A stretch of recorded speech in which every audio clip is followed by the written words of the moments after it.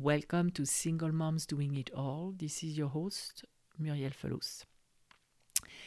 This week, we are going to talk about sacred parenting, and I'll explain to you where the inspiration came from. And before we go into our episode today, I want to remind you that the way you can support this podcast, if you like what you're hearing, is by sharing it with anybody you think could benefit from it. And go on iTunes to rate and review it. I would really, really appreciate, because I want to share it with as many moms as possible. As you know, one of my missions is that I would do everything I can so that no mom struggles alone. And that's a way to do that. Before I talk about sacred parenting, I wanted to let you know that the membership is going to close, and it's going to be open only twice a year. We are I almost said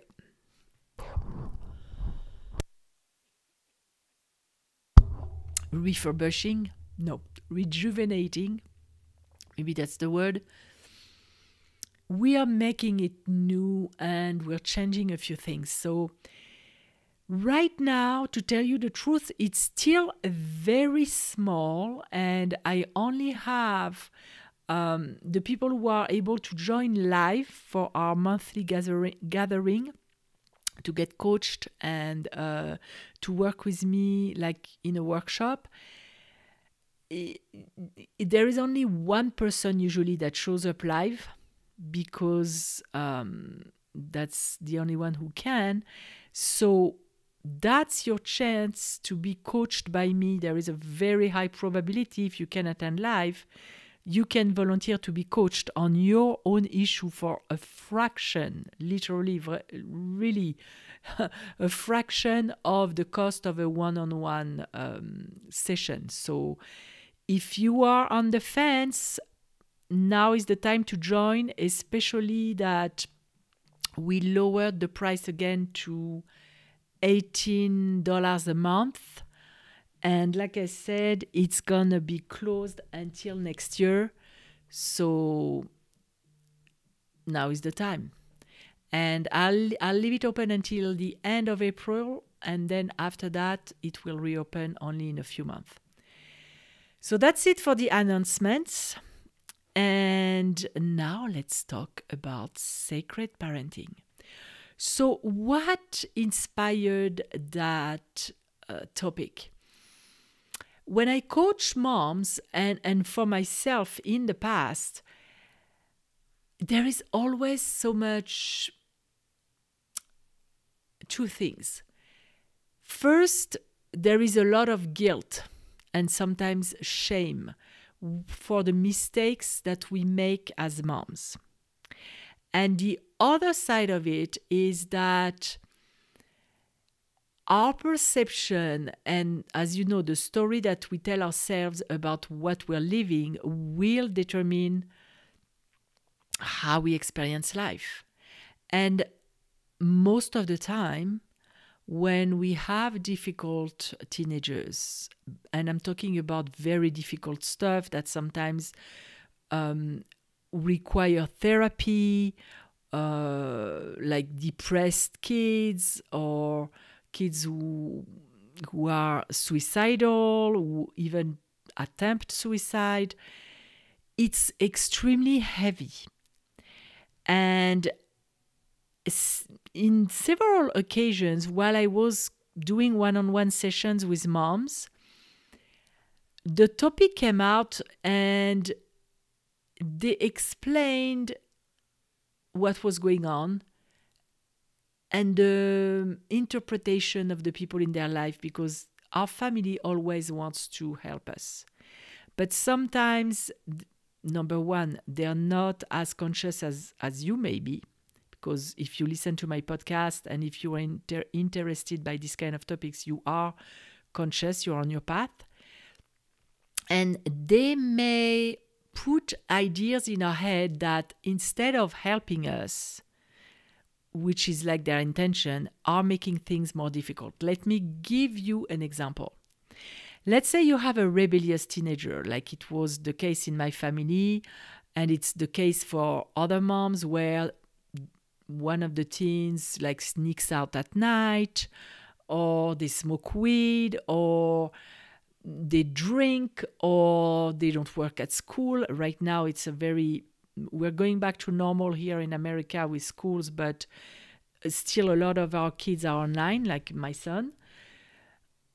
Anyway, they rebel or act out is already very difficult for us. But when we have someone in the family or a friend telling us that our son or daughter is difficult, putting some kind of blame on them for the way that they act, it can lead us to experience what we're going through with even more burden.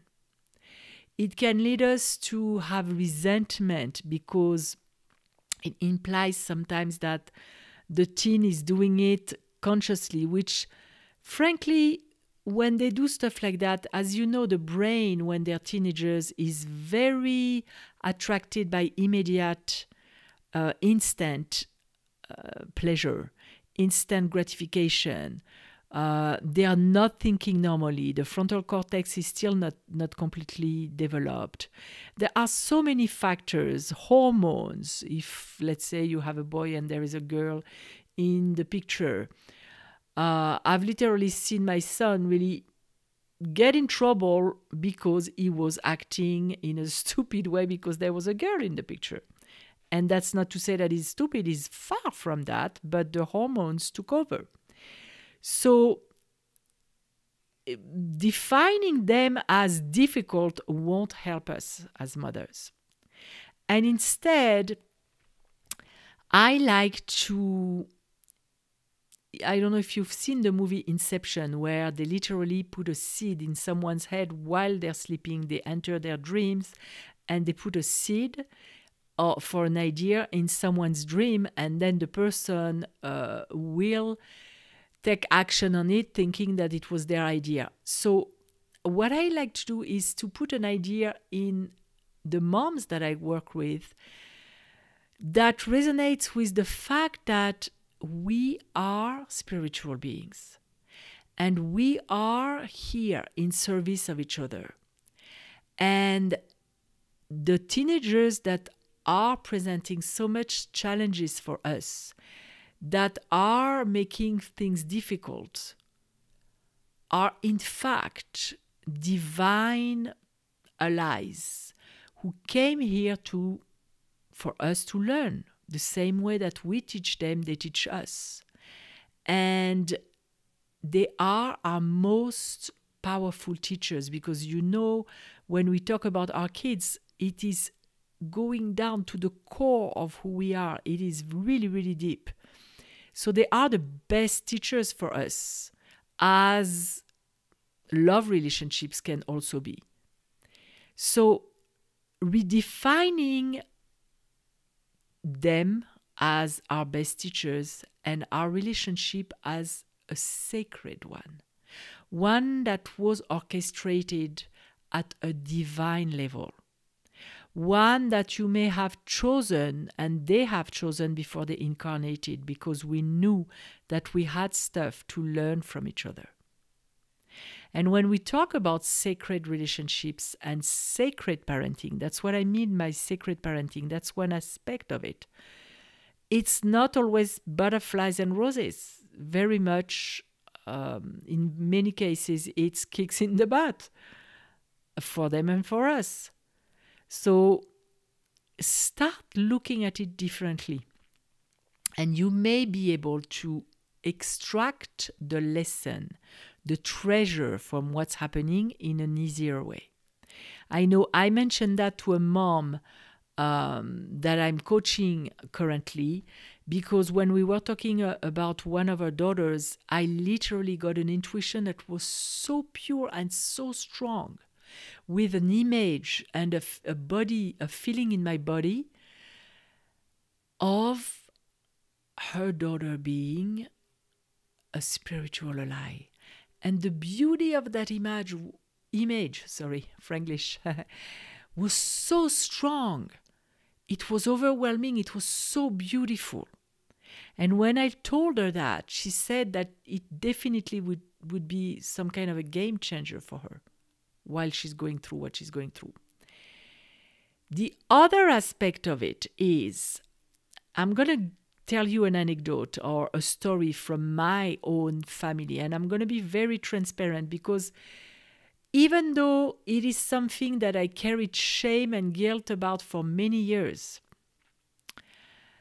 I believe that when I share that, it will help a listener or two or three reconcile the shame and the guilt that they may have for a mistake that they made in their life.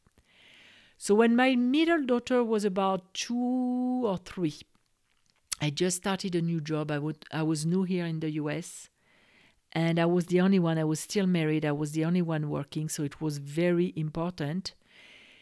And she had a party at school for Mother's Day, and I didn't dare asking for the day off. I just started the day off. I just started a few days earlier. And I thought that it would jeopardize my job, because I was still, I came into the job with a temp agency, and you have like some kind of 3 months probation.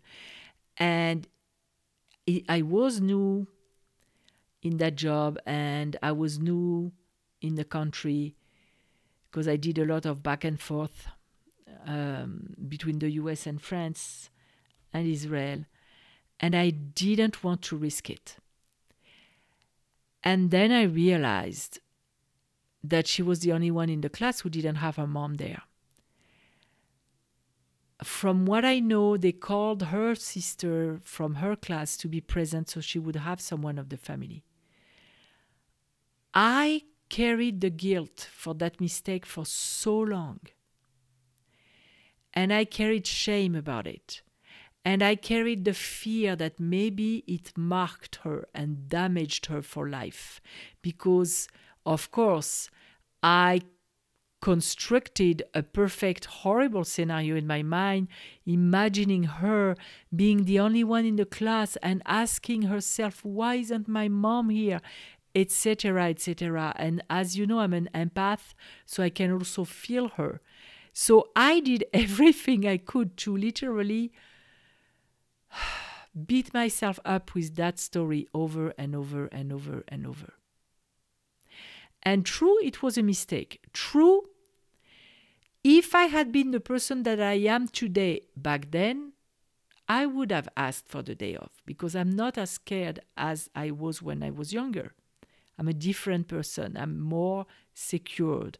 I'm more spiritual. I evolved. But the person that I was at the time did not dare. And I worked with that guilt on myself. And I worked with understanding that, again, this is a sacred relationship.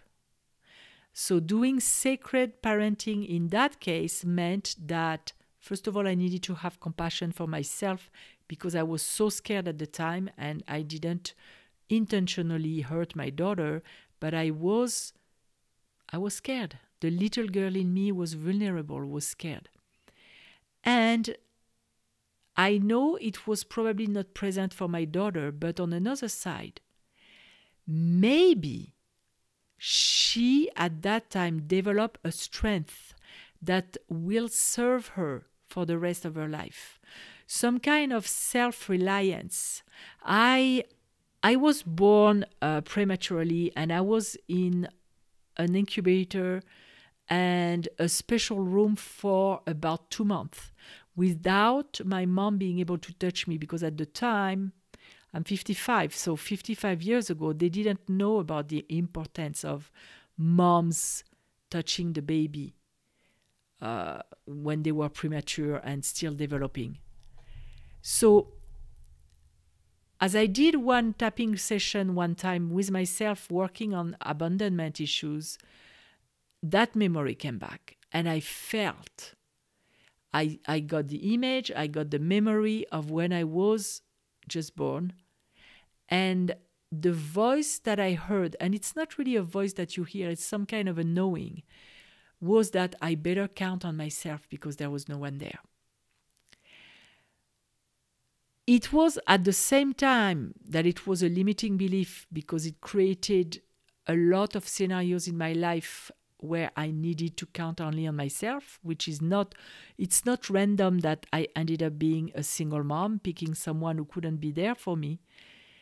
But I also had that strength to stand alone on my 2 feet and raise my kids by myself, being their only support financially and emotionally.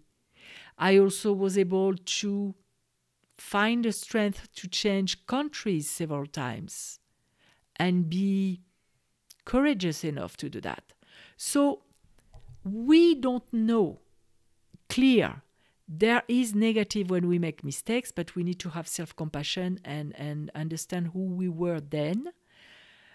Do our best to change and grow and not make the same mistakes twice. But we also don't know about the positive aspects of that mistake. So that's something that I would like to invite you to ponder on. Because there is always a negative and a positive in everything that happens. So you may never understand the positive of the mistake for your child, but consider the idea that there is one. Consider the idea that maybe before we come, we may sign up for certain stuff because we want to learn. Maybe that's part of the learning that their soul signed for. And frankly, an episode or a story like I told you about my daughter is not something that will define her for life. That's not that dramatic. It's clear. It would be better if it didn't happen, but that's not that dramatic. So I invite you to really examine what story you're telling yourself, and if you could switch the story a little bit, make a few shifts so you can actually be successful in letting go of the guilt, because guilt is never a great thing to carry. There is a saying that said the guilty seeks punishment. When we find ourselves guilty, what do we do with guilty people in society? We punish them. We put them in jail. So if we find ourselves guilty, we are expecting some kind of punishment.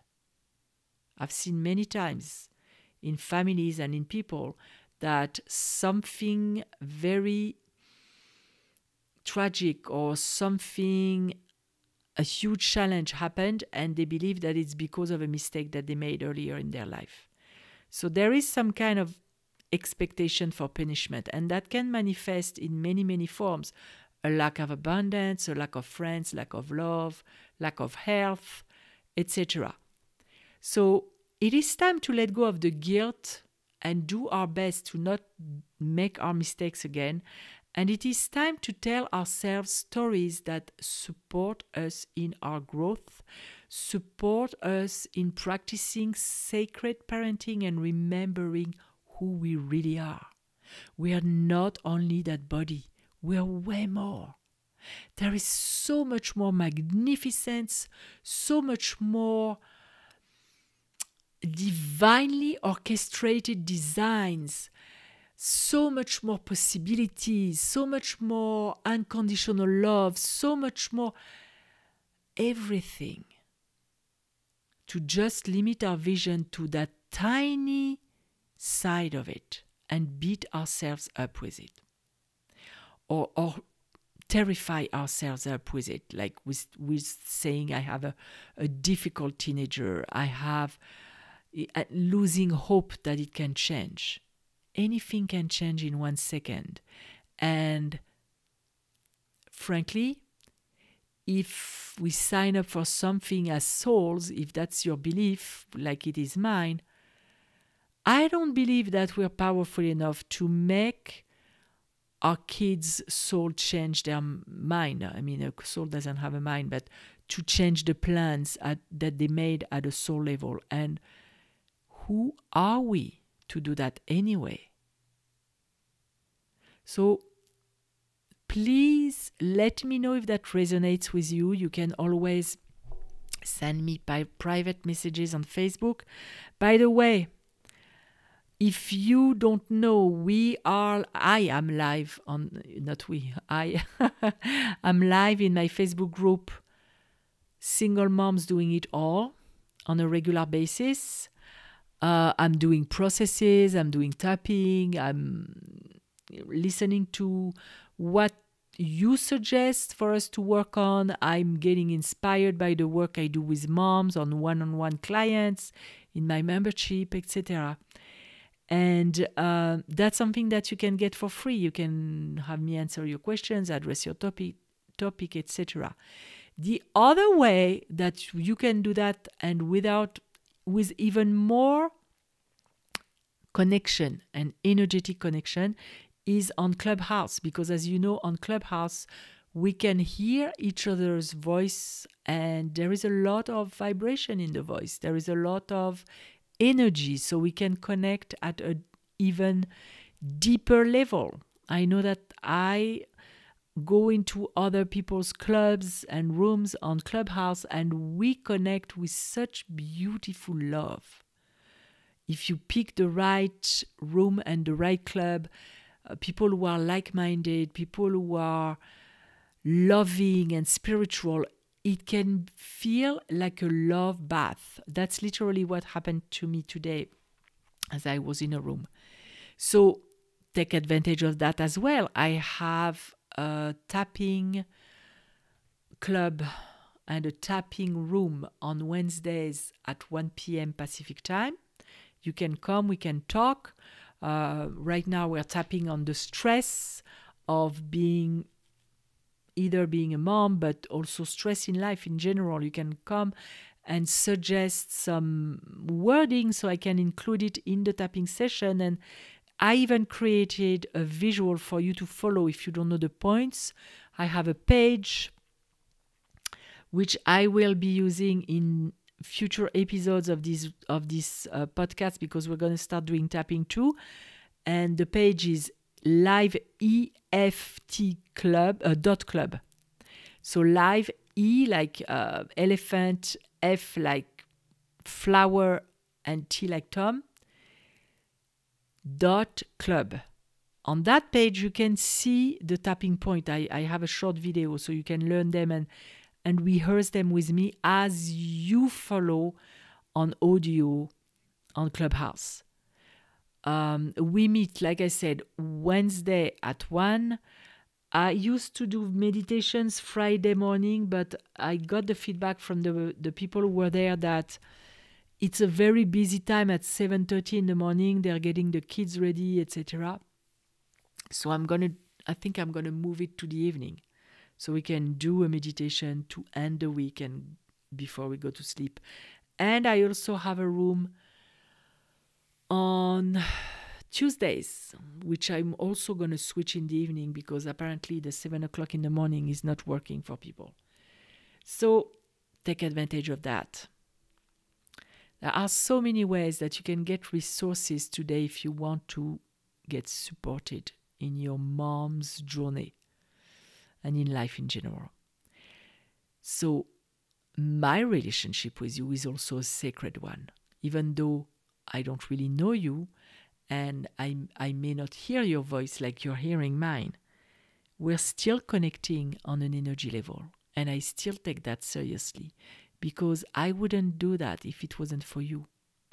I'm there to create episodes for you so you can benefit from it. So let me know. Sometimes people write emails and let me know that that's the exact episode that they needed to hear at the exact day, and that it made such a difference. And that warms my heart. When I get feedback from you, it makes my heart sing. So until I connect with you again through the waves of sound, I wish you a wonderful, sacred parenting journey, and I wish you sacred relationships all over in all areas of your life. I'll connect with you next week with another episode. Bye for now.